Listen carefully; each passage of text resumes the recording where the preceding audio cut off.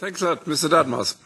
Thank you very much. I suspect this is probably the last time I shall be speaking here, and I want to take the opportunity of thanking everybody who've listened with such courtesy. I'd like to thank the chairman, and I'd also like to thank his predecessor, Professor Moreira, who perhaps some of us will also remember. I remember him very fondly. Now, what we've just had is a very clear exposition of the basic facts of foreign direct investment in the EU economy. And I thought the most telling statistic was just about the final one, when he said that 17% of people employed in the 28, there's now still 28 member states, 28 member states work for foreign-owned companies, so it's therefore absolutely huge. Now, what wasn't covered, which I'd like to ask about, and this is really what my question is, and I'll be very brief. There's a statement here from a Commission press release which says, while the EU remains open for inward foreign direct investment, this needs to be vetted to limit any possible danger to the EU's strategic interests. It goes on to say, the new regulation protects critical infrastructures such as energy, transport, communications, data, space and finance, and technologies, including semiconductors. And then there's a quote here, Europe that protects has become a reality. This is from Frank Proust. I know he's not in the Commission, but he's still an influential member of the European Parliament who very often speaks for the Commission or speaks in line with the Commission.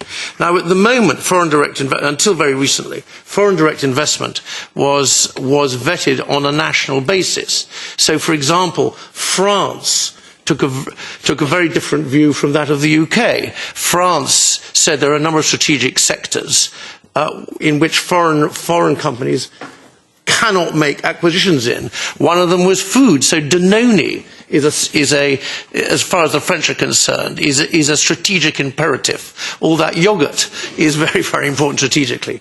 On the other hand, in the UK, and I'm not casting a value judgment now, on the other hand, in the UK, we have a pretty much open economy for foreign direct investment. Including I pay my electricity bills in the southwest of England to EDF.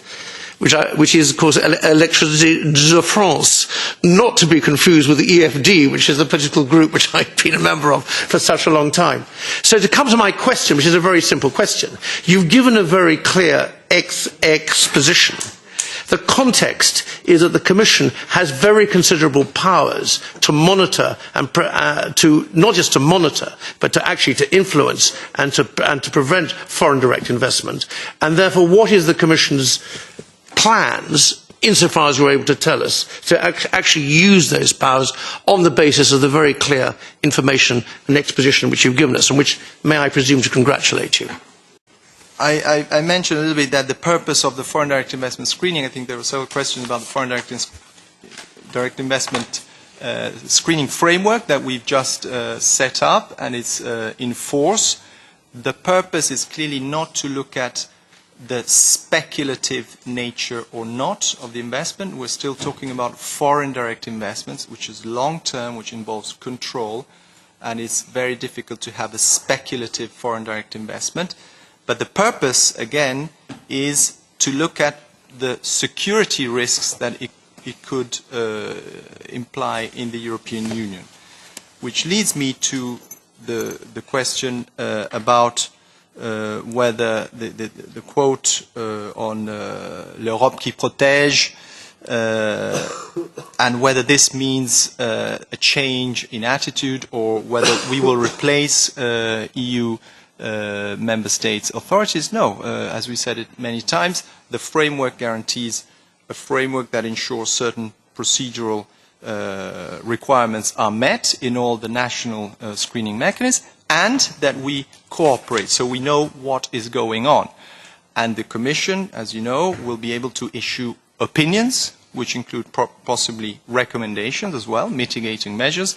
And it's not a question of vetting and having a veto power on foreign direct investment. It's not foreseen, but rather to work in order to identify, first of all, the risks, the security risks, and possibly to recommend mitigating measures in areas where the Commission can actually do so. So I don't expect, you ask what are the Commission's plans. The Commission doesn't have plans to pursue any particular policy in this field. We want to be able to do something that has never been done before in Europe, which is to know who is investing and to share this information in order to identify the risk. Because today this doesn't happen. It happens in some member states individually, but there's no communication between us or between other member states that might be affected from a security point of view by investors in a neighboring member state. This is today not possible, and through the FDI regulation we will be able to identify first of all those risks and to see what possible mitigating measures there will be.